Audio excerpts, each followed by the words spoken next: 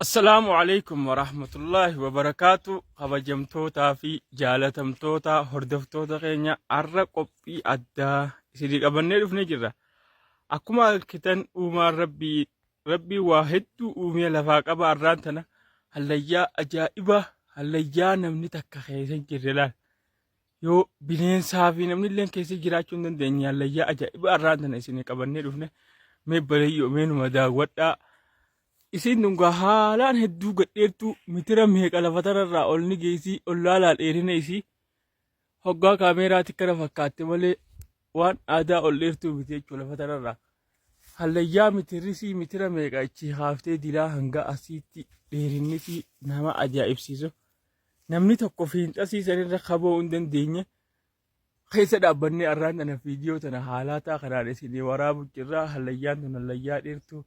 rabbiin galaanumaan akkana qotee galaanumaatu kana qallisee qotee akkanatti dila kana dheeratte galaanumaa akkana baqeessaa uumaan rabbii uumaa ajaa'ibaati hanga dhumasiitti nu waliin daawwadhaa isiniin jenna.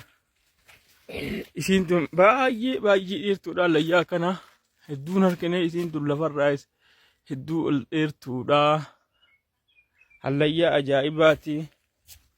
hallayyaa dheerinni isii lafa tanarraa mitira meeqa Ollaan laal dheerina isii lafarraa bakka isiin jirtu numa arkila bakka isiin dhaabbattu meenuma laala silaa kaameeraarra silaa keessa dhufanii daawwatanii irra bareeddi meenuma arkaa laal dheerinni isii baay'ee nama ajaa'ibsiisa mitira 8 ni geessi mitira 12 ni geessi ugguu keessa dhaabbannee ollaallee hoggaa iyalaalcha keenyaan hoggaa mitirree dheerinni isii waan ajaa'ibaati duuba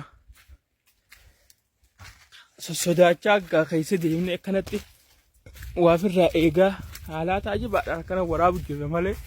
wallaahi keessa dhaabbattee waraabuudhaaf baay'ee nama sodaachistuudha. Baay'ee dheerinni isii mitirri isii baay'ee ol fagoodha rabbiin akkana qaleelaan qallina meenuma arkila qallinni isii baay'ee duuba waan ajaa'ibaati. waan nama ajaa'ibsiisu baay'ee haalaan nama dinqisiisu duba kana rabbiin keenya uumee waa hedduu lafaa qaba akkanatti bishaanummaan galaanummaan akkana qalee kunoo kanallaan dirree baatu osuma deemtu xurree keessaa fi laal bakka dhuftetti jirrummaan tana xurree tana keessa deemaa hallayyaa guddoo tana kunoo isii sana haalaan mee kanumatti ajaa'ibamee uumaa rabbi akkanatti haalaataa kanaan kunoo irra ol deemnee laal guddina isiirraa akkana waraabaa jirra.